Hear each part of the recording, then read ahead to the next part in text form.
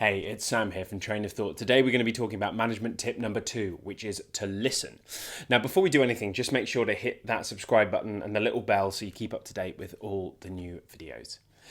Now, first up, are you a good listener? Do you consider yourself to be a good listener? I cannot think of anything we do more of that we practice less than listening. Listening is something that we kind of grow accustomed to doing, that we think we're kind of good at, that we think is just part of life, and we do. But actually, for a large part of life, for a lot of us, we're actually not really listening. What does listening really mean? Listening means being with someone, hearing everything they're saying. Not just hearing what they're saying, but understanding what they're saying. Really getting what that person is trying to tell you, to communicate with you. Communication is only effective if the outward communication of the communicator is received by the person receiving it. Really understanding and getting what is being said. Now, I think we spend an enormous amount of our time kind of listening. We're kind of there. We're kind of taking it in. We're not really understanding everything that's being said to us. Because what are most of us doing when we're actually listening? If you really think about the process of what is happening to you when you are listening, usually what we're doing is we're thinking of what we're going to reply with. We may be kind of hearing these words, but our brain is worrying, going, "Oh, you're going to have to speak in a sec. Okay, so I'm going to have to say something. What shall I say? Maybe I'll say this. Maybe I'll say this." And actually, we're not listening at all. We're thinking through our reply. We don't listen to necessarily understand and empathize. We listen with the intent to reply, which isn't the same thing at all.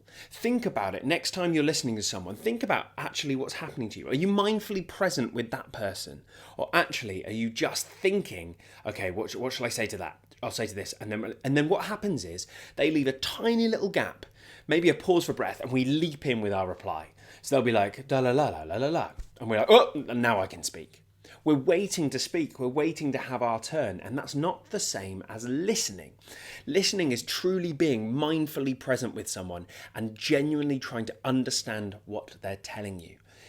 It's an enormously powerful skill set, but it's one we need to practice. We can't take for granted that we are really listening because it's not a skill set we really develop.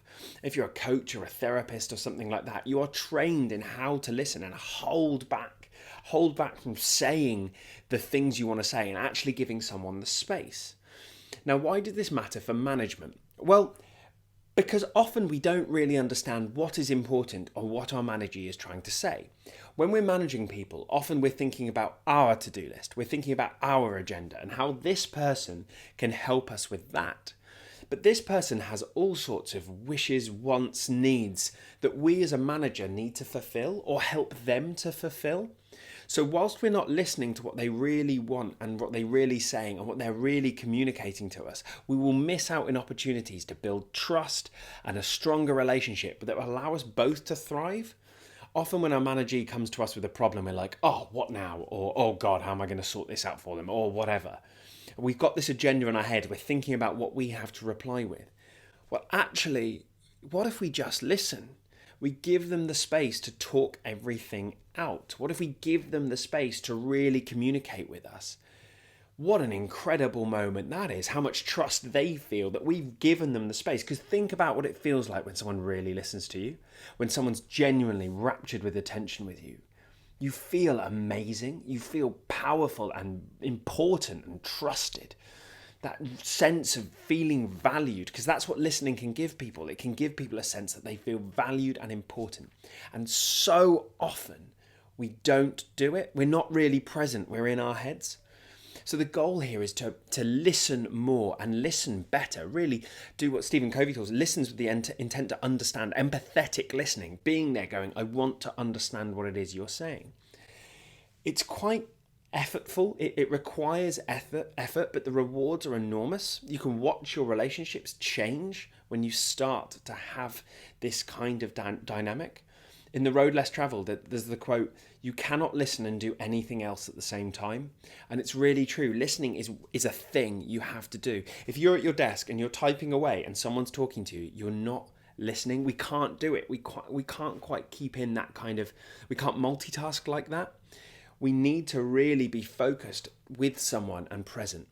It'll provide enormous opportunities for growth and for understanding people better. So a quote from Cyrus, which is, "We are interested in other people when they are interested in us." By being interested and genuinely trying to understand what other people are saying, you can enrich your management relationships, and you will understand so much more about that person. And then you will be able to help and listen to their needs and their wants, and then fulfill them. You will be there with them, supporting them. I think listening is the closest we have to a silver bullet for management. If I had to say there's one thing definitely worth doing, it's investing in your listening skills. The next step is then to ask better questions, and that's more coaching. But the starting point is to be there and really understand and listening. And from there, you'll see opportunities to really develop. So how can we listen better? How can we develop this tool?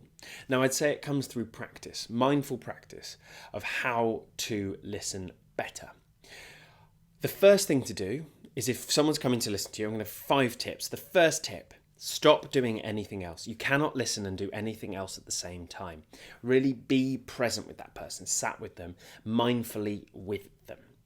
Number 2, make sure they feel they have your attention, whether that's directing your body at them, whether it's looking at them, whatever's culturally appropriate. Make sure they feel that they really, really have your attention there. Tip 3, let go of the thing that you want to say. Don't listen with an intent to reply, listen with an intent to understand. Stephen Covey says, seek first to understand, then to be understood. Let go of all these things that appear in your head that you want to say, and just let them go and bring mindfully back to the conversation you're having.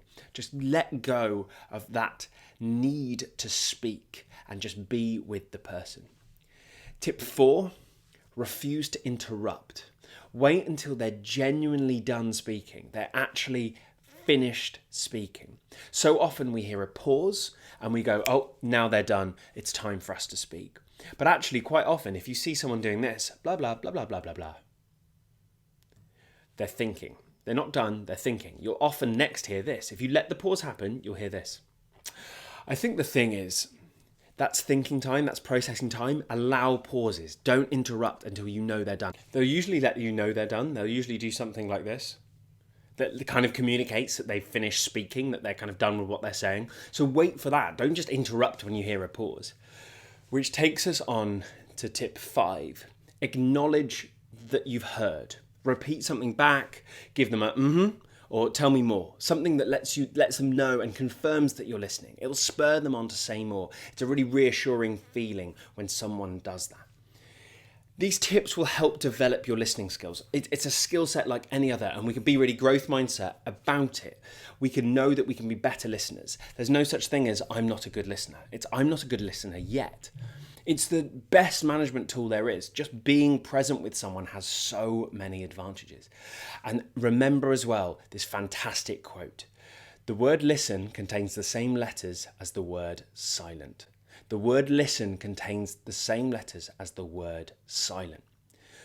Listening is an amazing tool in life, but it's an amazing management tool. It makes us a much, much better manager. Be present with your managers. Be there for them. Listen to everything they've got to say. You will learn so much about them and what they want and how you can help them to develop and grow as well. It's such an important one. I couldn't recommend it enough. So get out there and get practicing your listening.